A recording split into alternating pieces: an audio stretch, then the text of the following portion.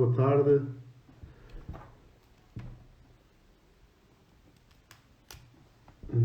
Hoje vamos falar de mais um live sobre a fertilidade e vamos falar sobre a influência do tabaco na fertilidade. Quem vai estar connosco vai ser a doutora Sara Madeira. Vamos aguardar que mais pessoas entrem no live. Vai ser um live muito interessante. Um dos temas muitas vezes perguntado nas primeiras consultas, e se o tabaco faz bem, se faz mal, se é igual tanto no homem como na mulher. A Sara já acabou de chegar. Vamos aguardar pelo pedido.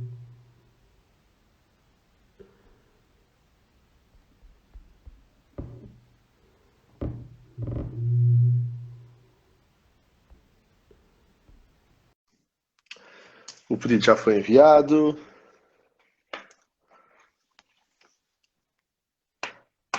Olá, Sara. Olá, José. Zé Miguel, Zé Miguel. Seja muito bem-vindo a estes meus lives.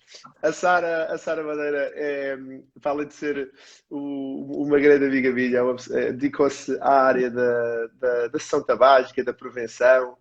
E eu, quando comecei com estas iniciativas, pensei logo na Sara que havíamos de abordar o tema num destes lives sobre a fertilidade. A Sara faz parte da Comissão Regional de Prevenção do Controlo do Tabagismo na ARS de Lisboa e Vale do Tejo, da Sociedade Portuguesa de Pediatria. Foi uma das fundadoras da da consulta de sessão tabágica do Centro de Saúde de Massamá. Muito obrigado por teres aceito, Sara, o convite e estarmos presente neste fim de tarde e falarmos sobre o tabaco e a importância do tabaco na fertilidade. Prazer é todo meu. Muitos parabéns por esta iniciativa e pela coragem de trazeres este tema, porque é tão importante, mas de alguma forma as pessoas, nós achamos sempre que toda a gente sabe. E se calhar não damos a suficiente importância a este assunto, e acho que este live vai fazer todo o sentido e podemos ajudar imensas pessoas, e isso já é uma enorme mais-valia, e estás de parabéns por isso. Tá, obrigado, Sara. E porquê o tabaco?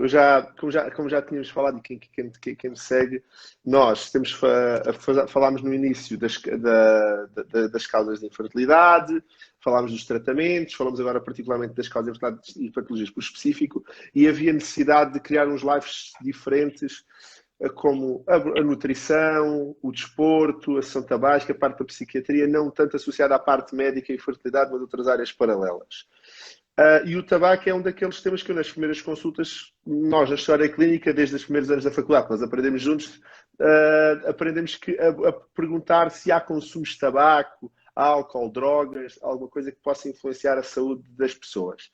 E, efetivamente, o tabaco influencia no ponto de vista reprodutivo, tanto o homem como a mulher. E às vezes perguntam, só quem fuma é só o meu marido, só quem fuma é só a minha mulher, mas há diferenças do homem para a mulher, não é, Sara?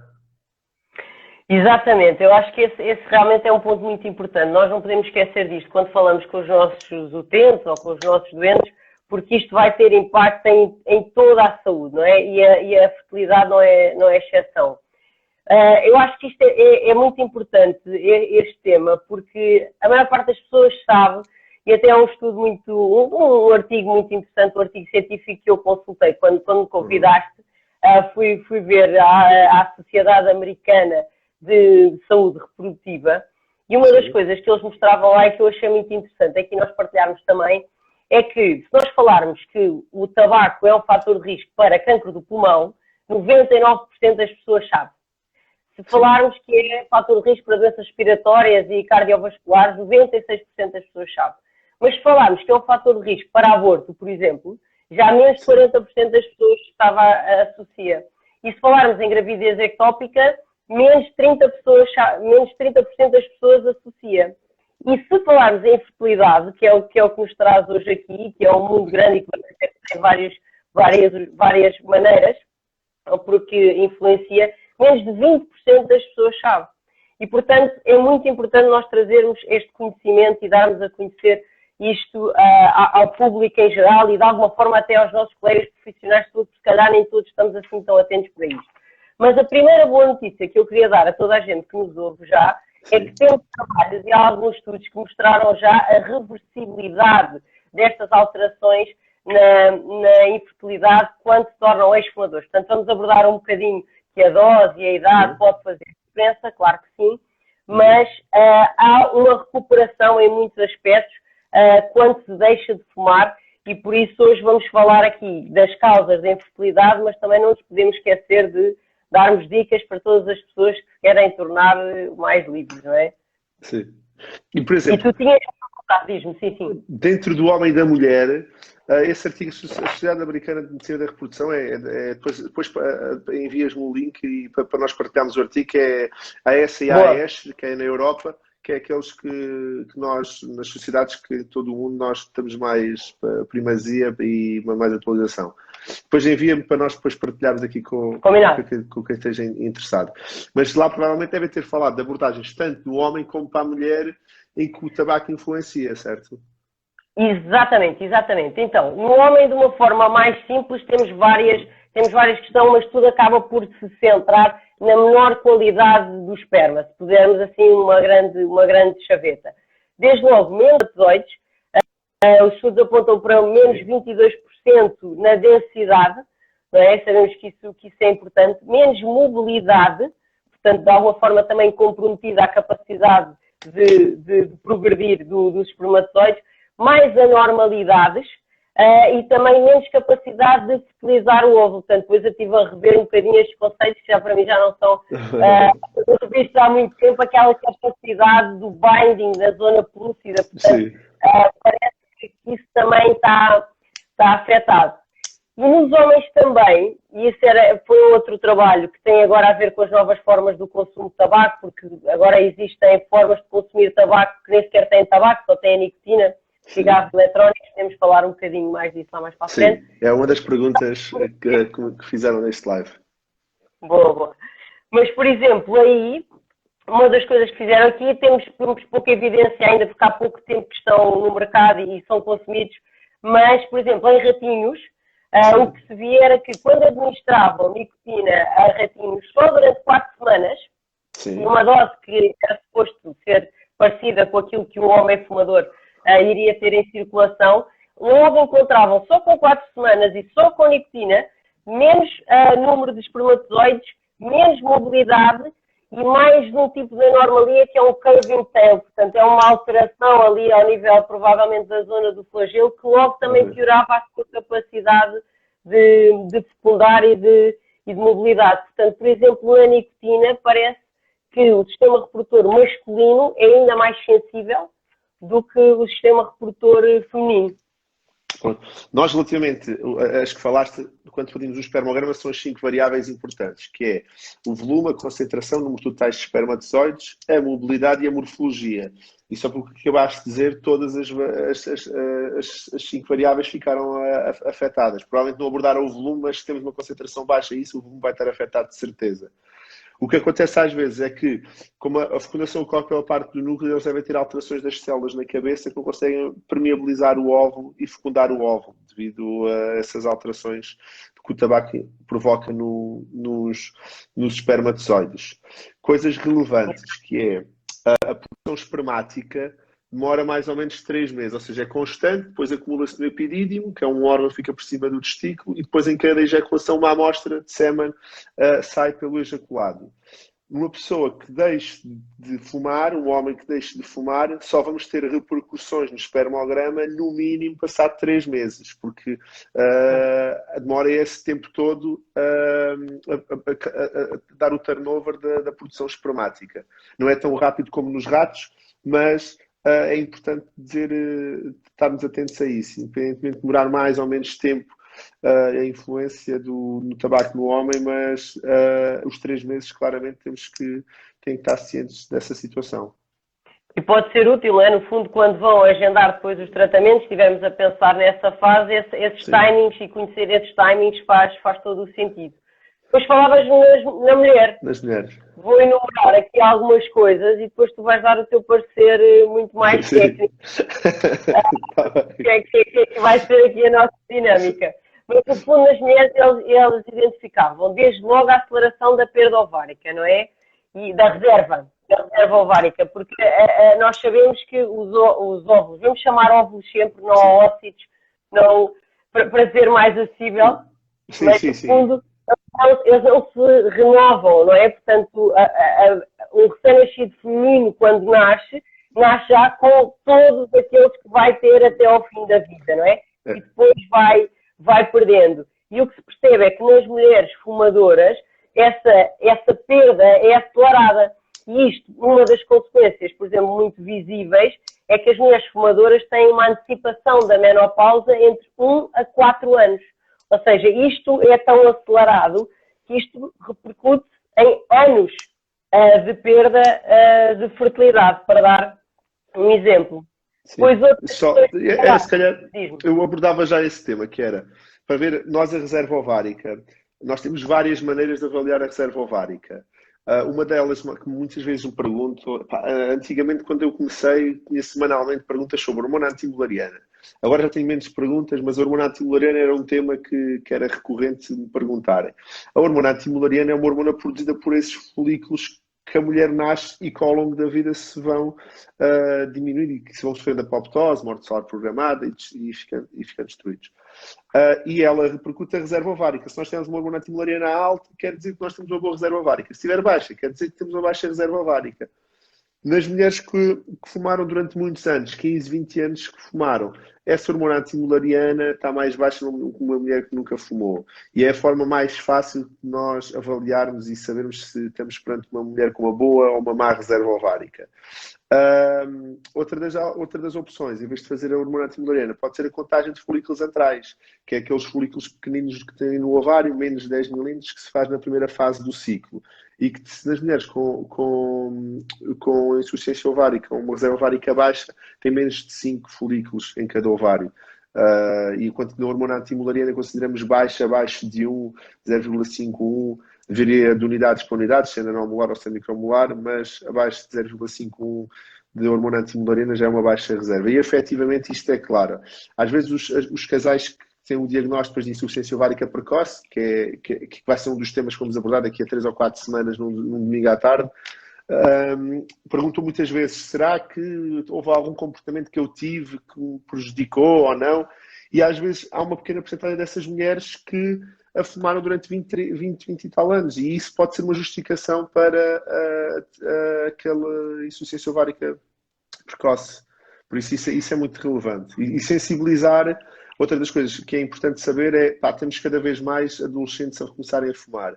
E saber que desde a adolescência até aos 35 anos pensam em ter filhos, se fumarem durante esse período todo, vamos ter mais dificuldade depois a terem engravidarem. Por isso é importante também sensibilizar isso. Eu, tal e qual a Sara, vai de vez em quando às escolas, eu também já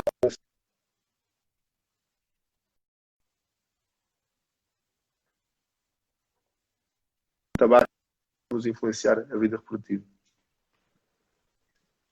Mais, Sara. Tive agora aqui uma perda, estou com algum... Estás aí? Sim. Ok. Na sequência disso que estavas a falar, exatamente a questão das hormonas, um achado também interessante, tem a ver com uma outra hormona importante, que é a FSH, e para introduzir um tema que os níveis basais da FSH em mulheres fumadoras ativas, em alguns estudos, foi 66% superior e 40% em mulheres que foram fumadoras passivas. Ou seja, aqui também outra questão muito importante é que quando nós estamos só fuma um ou só fuma outro, isto também a pessoa que fuma em casa, também pode estar a comprometer a fertilidade da mulher, não é? Portanto, aqui outro tema também muito importante é a questão do fumo passivo e que nós podemos ver alguns indicadores, como por exemplo estes níveis hormonais, como indicadores dessa interferência. Outra questão tem a ver com a própria alterações funcionais, eu diria que um bocadinho na ótica da infertilidade tuvária e como já falámos, na gravidez ectópica, aí também é um ponto onde falam Sim, e onde também vês as eu, alterações. antes de partir para essa, só da FSH. A FSH, antes de haver a hormona antimulariana, e ainda continua a ser, a FSH é produzida pela hipófise e vai influenciar, só para explicar porque é que ela está alta, eu vou virar a imagem, está bem?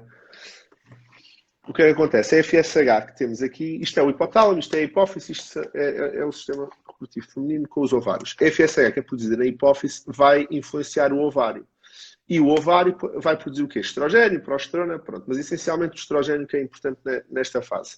Se nós temos uma baixa reserva, não vai haver uma produção tão grande de estrogênio. Ou seja, a FSH não vai estar inibida. Por isso é que vamos ter FSHs mais altas, porque o ovário já não está com o número de folículos adequados para inibir a hipófise. Então temos FSHs mais altas nas mulheres fumadoras. Pronto. Outra das coisas que era relativamente ao fator tubário e infertilidade. Isto aqui, eu já mostrei essa imagem várias vezes, mas aqui é o útero, trompas e ovário. O que é que acontece? Quando ocorrem relações, os espermatozoides vão para dentro do útero, vão para uma trompa de esquerda, outros para a trompa direita, e depois, quando ocorre a ovulação, o óvulo liberta para dentro da trompa, ocorre a fecundação. E depois, após a fecundação, o embrião começa a sua divisão na trompa.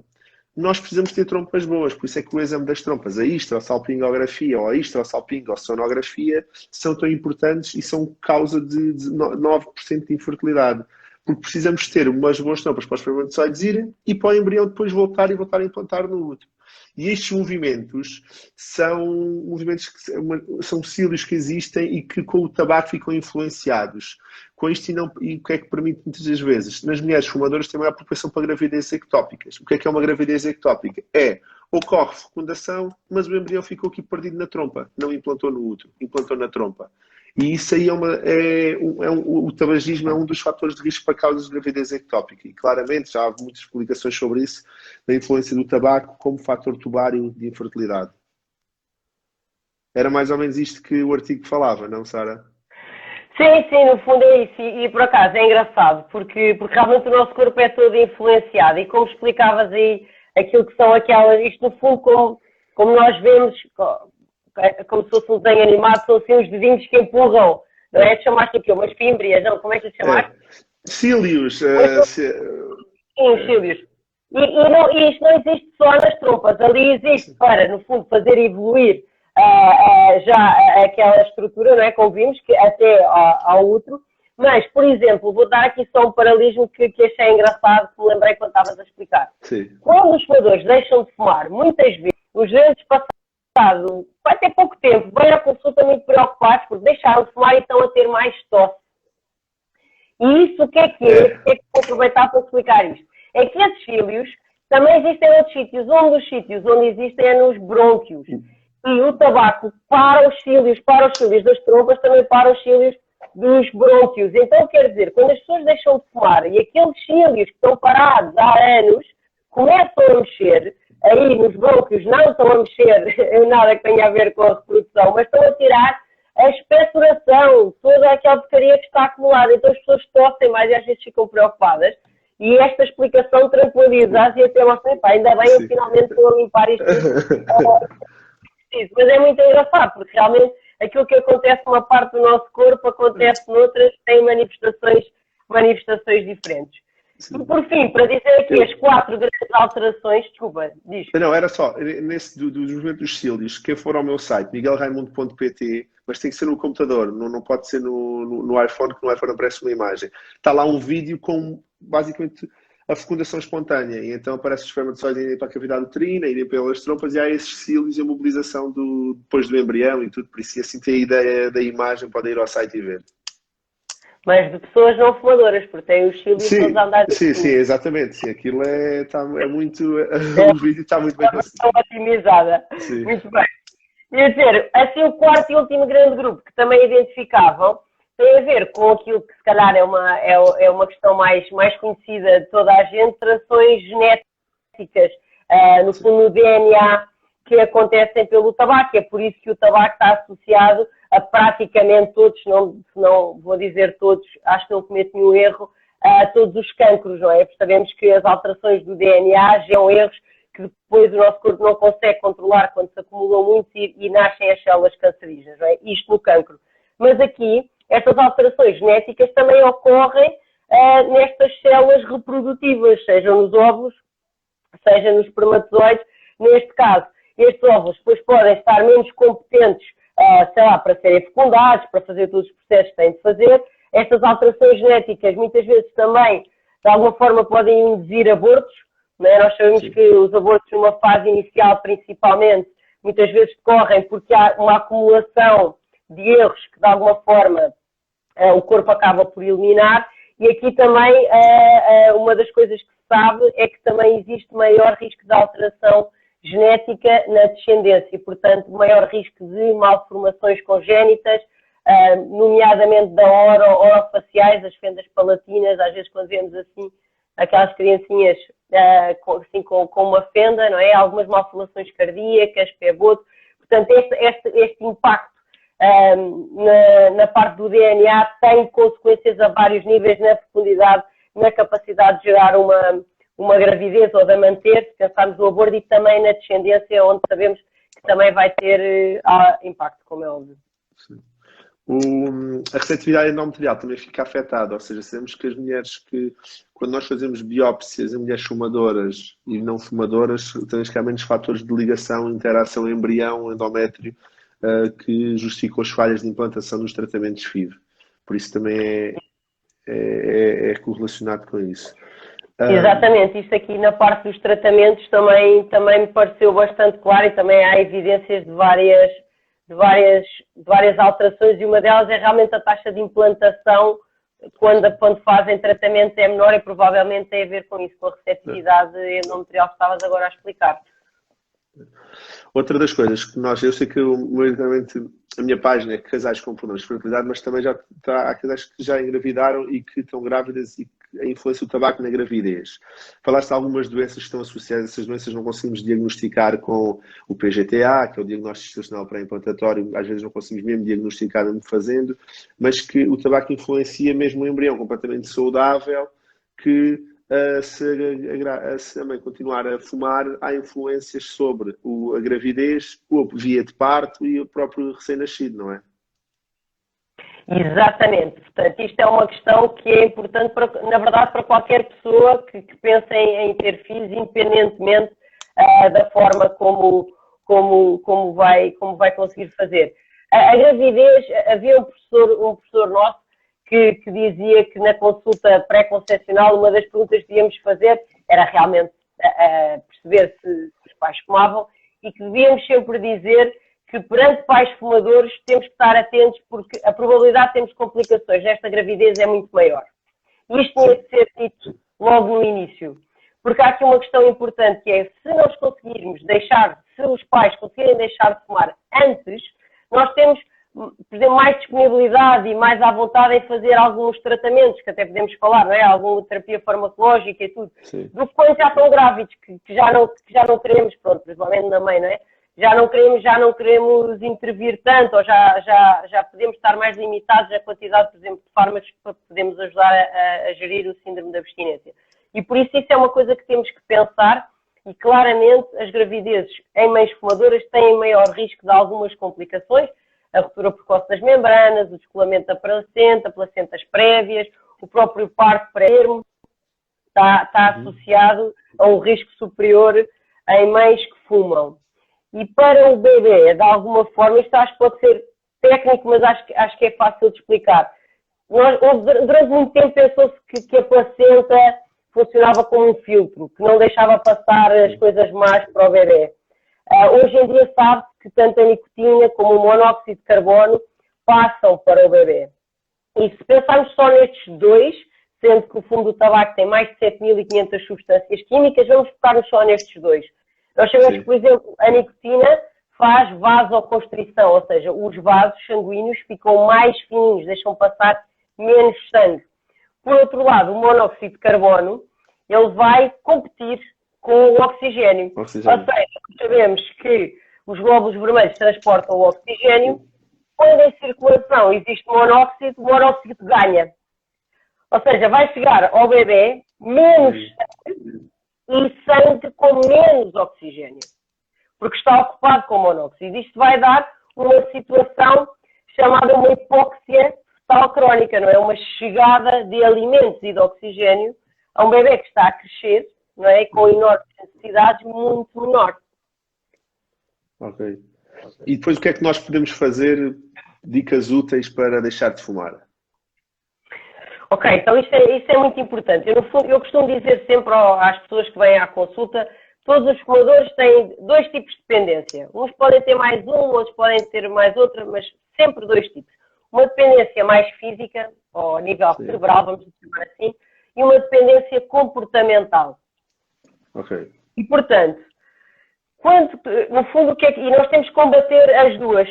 Normalmente, o que eu costumo aconselhar é, numa primeira fase, trabalharmos as medidas comportamentais. O que é isto? Há pessoas que sistematicamente, depois de comer ou depois do café, fumam um cigarro. Elas, se calhar, nem estão com vontade, mas já têm aquele hábito. Ou, quando estão ansiosas, a maneira que têm de responder, porque há muitos anos que o fazem, é ir fumar. Então, a primeira coisa é começar a treinar este novo eu que não fuma. Então, pode ser, por exemplo, eu gosto de fumar ao sair ao café, o que é que eu passo a fazer? Bebe o café e olha para o relógio. E primeiro é só 5 minutos. 5 minutos e depois vai fumar.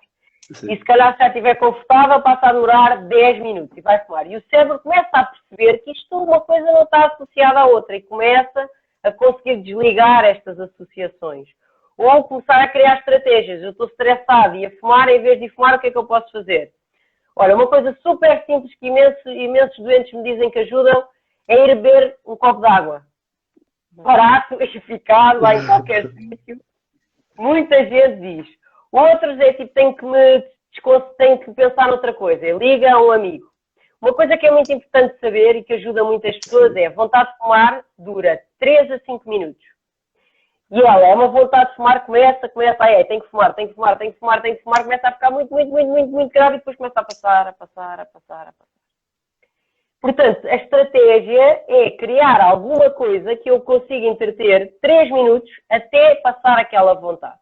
E depois a seguir vai vir outra. E, portanto, a ideia é começar a desligar e começar a deixar, por exemplo, a reduzir. Desta forma, este agora não fumo, o outro logo se vê. Okay? Isso pode ser uma estratégia muito ir atrasando da manhã, por exemplo. Há pessoas que só conseguem ir à casa de banho depois de fumar. Até o próprio intestino já está viciado. Então, começar a ensinar o intestino que ele é capaz de funcionar sem o cigarro. Portanto, começar a criar estas estratégias todas é uma enorme ajuda. Depois, para a outra parte, a dependência física, aquilo que tem mais a ver com o síndrome da abstinência. A medicação pode ajudar muito. Ok, e que tipo de medicação? Antes de entrar propriamente na medicação, há um fator motivacional associado a isso. E o que eu noto é que os casais, quando eu abordo o tema na consulta e digo, olha, o tabaco faz mal por isto, e vem a forma, principalmente nos casais com problemas de engravidar, então vou deixar de fumar a ver se consigo melhorar os resultados dos tratamentos e conseguir o sucesso final. E esta motivação ajuda a conseguir cessar a sessão tabágica. Por isso há uma inerente associada a uma motivação externa que ajuda quando estamos a falar em tratamento de sessão tabágica, certo? Claro que sim. Sem vontade é impossível, não é? Temos isto bastante claro. E principalmente nos casais com que tu contactas, que já têm dificuldade. Quer dizer, nós sabemos que os casais fumadores normalmente precisam do dobro das tentativas, precisam de doses mais elevadas. Não é? Não sei se tu tens essa experiência. Este artigo falava, por exemplo, de doses muito mais elevadas de gonadotrofinas para fazer a estimulação ovárica. Tens também essa perspectiva na prática? Precisam de mais doses e precisam de mais tempo de estimulação para conseguirmos ter o mesmo resultado e os folículos atingirem a dimensão, que são os 17 milímetros, e o estradiol associado precisam de mais doses e mais dias. As grandes fumadoras. Pronto, mas é isso. Ou principalmente também quando são mais velhas, não é? Porque no fundo aqui o fator idade e fumar é uma junção muito má para este assunto. Portanto, sem dúvida que essa parte e ter esse objetivo é um objetivo muitíssimo nobre e como já vimos, vai ter mais valias na gravidez, vai ter mais valias para as crianças E, portanto, é indiscutivelmente um ponto-chave. Há muitas pessoas que nesta fase conseguem fazer esta aquisição para o resto da vida e os seus próprios filhos têm menos probabilidade de serem fumadores por eles não serem fumadores. Portanto, uma mais-valia geracional e têm menos probabilidade de irem ter filhos com fumadores. Portanto, isto pode ser realmente uma questão muito boa de saúde geracional e a minha área da medicina geral e familiar, não é? Vibra com isto, com este tipo de intervenções que podem ser uma grande mais-valia. Não, e claro. E, por exemplo, estávamos a falar dos medicamentos.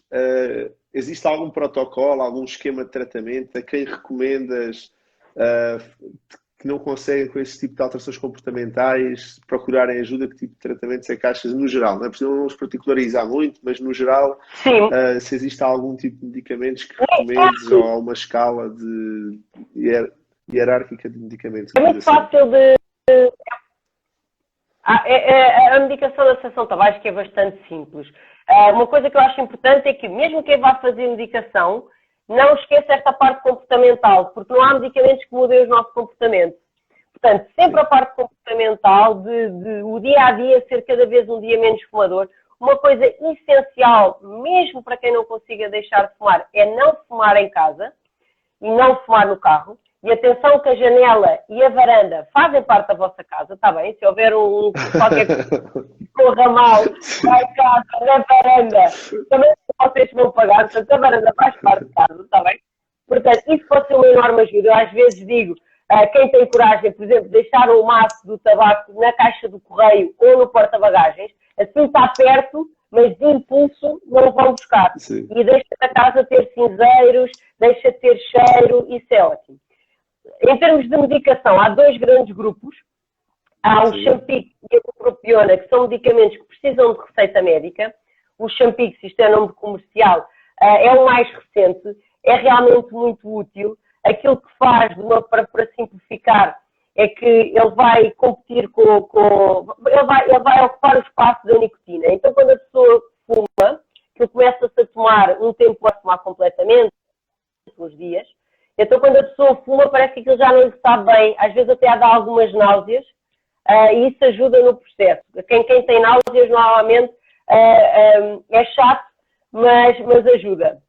E depois temos outro grande grupo de medicamentos que são a terapia de substituição de nicotina, que são de venda livre, tá bem? E por isso pode ser aqui muito importante. Acaba por sair, na prática, acaba por sair um pouco mais caro do que isso, principalmente para os grandes fumadores, mas tem a mais-valia de que é venda livre. Pronto.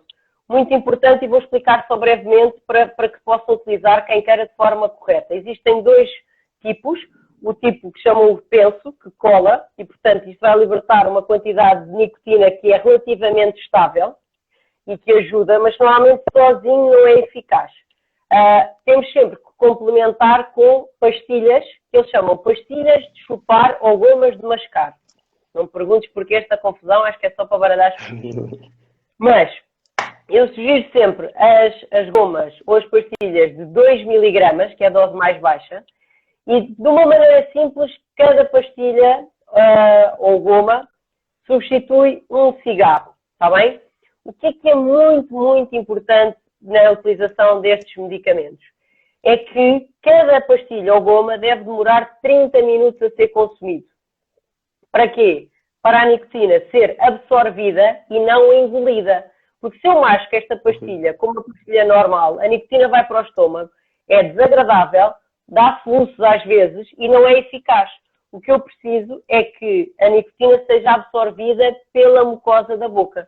Então, mastiga, fica com um sabor forte na boca e pausa aqui do lado. Espera que isto acalme e depois volta a mascar. E este processo demora cerca de meia hora e é absorvida quantidade de nicotina similar a um cigarro. E com isto eu posso substituir cada vez, por exemplo, quem não consiga, por exemplo, em casa, pode ter pastilhas, eu consigo proteger o meu bebê, por exemplo, se eu ainda não conseguir deixar de fumar, não fumar em casa. Pode ser uma estratégia de redução ou de cessação. Se bem que para não termos risco, e aquilo que está estudado cada vez mais é zero, está bem? A redução é importante, mas para conseguir consumo zero. Sempre esse é o objetivo.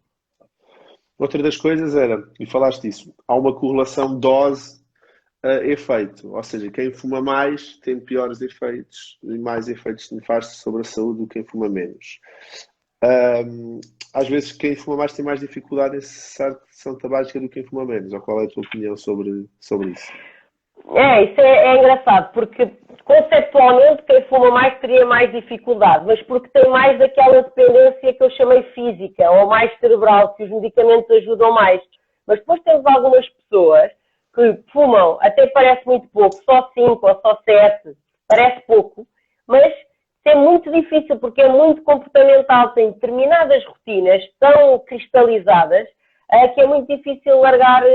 Portanto, tem que ser um processo realmente individualizado. Nós sabemos que a cessação tabágica, com a ajuda de um profissional, com ou sem medicamentos, tem cerca de 3 a 10 vezes mais sucesso. Exatamente porque podemos ir apurando estas coisas. Mas na dose e efeito, cada vez se percebe mais que pouco consumo já faz muito mal. E depois, paulatinamente, vão subindo essas consequências, vão agravando. A minha tese de mestrado, que foi na Faculdade de Rio Juan Carlos, sobre medicina da reprodução, foi a influência do tabaco nas dadoras de óvulos. E saber até que ponto é que descartávamos dadoras e que o tabaco influenciava a qualidade dos óvulos e, consequentemente, a qualidade dos embriões.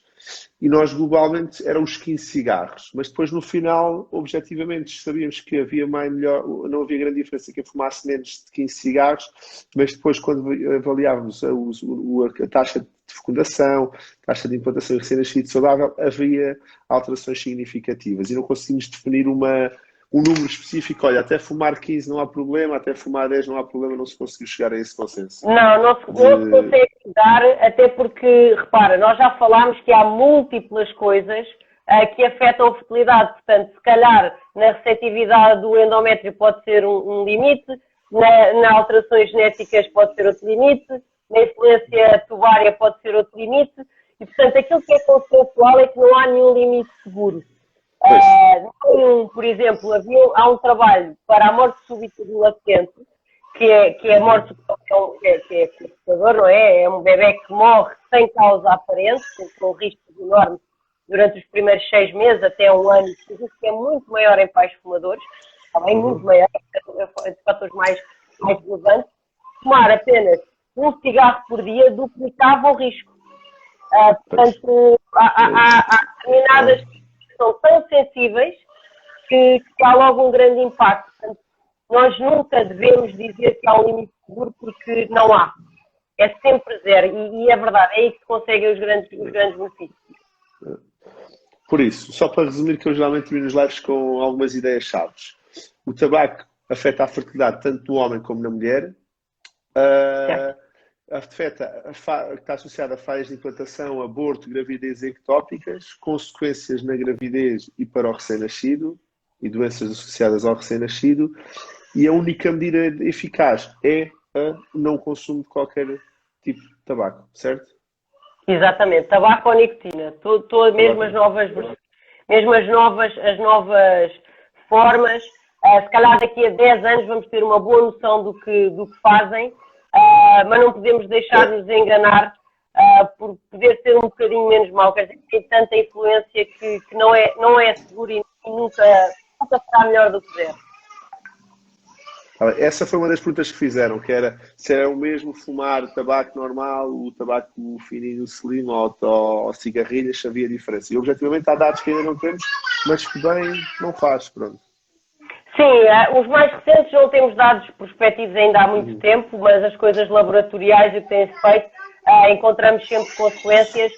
Temos que perceber que há uma indústria muito potente por trás disto, que tem interesse em criar cigarros saudáveis, mas isso não existe.